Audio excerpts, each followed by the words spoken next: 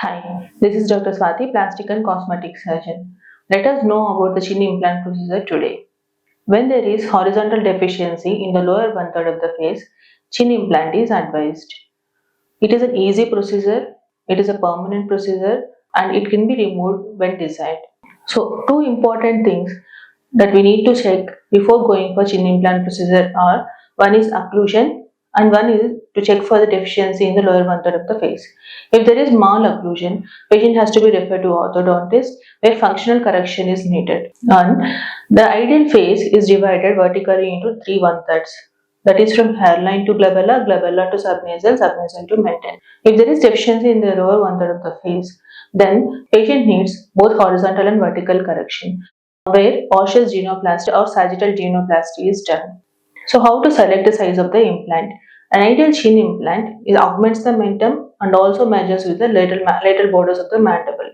It can be selected intraoperatively based on the sizes or preoperatively based on the lateral profile photographs of the patients. The easiest way to assess the size of the implant is based on the Riddle's line. When a tangential line is drawn along the prominent parts of the upper lip and lower lip, the chin should fall on this line. Or it can be selected based on the shape of the chin. The shape of the chin can be convex, curvilinear, or flat.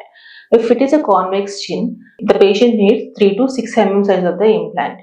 If it is a curvilinear chin, 6 to 8 mm size of the implant is needed. If it is a flat chin, more than 12 mm size of the implant is needed.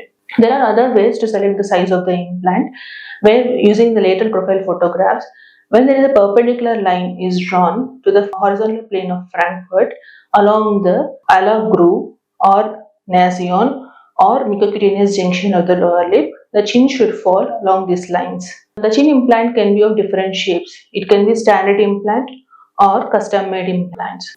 Standard implants can be anatomical implants or extended anatomical implants. The chin implant procedure, it can be done either through intraoral approach or submental approach. The most commonly preferred approach here is submental approach. The common complications following chin implant procedure could be infection, malalignment or malposition, asymmetry, and bone resorption when there is a mobile implant.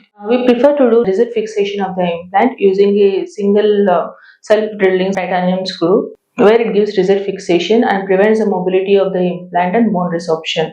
Postoperatively, the patient is advised to wear a face wrap for at least 4 to 6 weeks and swelling is very common following the chin implant procedure which may last more than 1 month.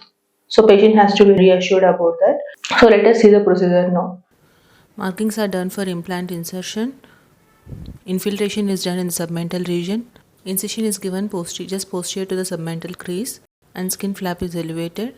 Subcutaneous tissue and platysma fibers are dissected. Inferior border of the mandible is identified and periostrum is elevated in the midline. And pocket is created posteriorly along the inferior border of the mandible. Implant is placed.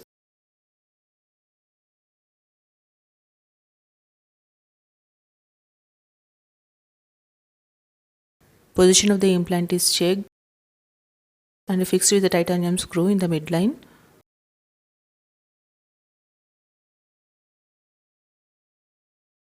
And wound is closed in layers.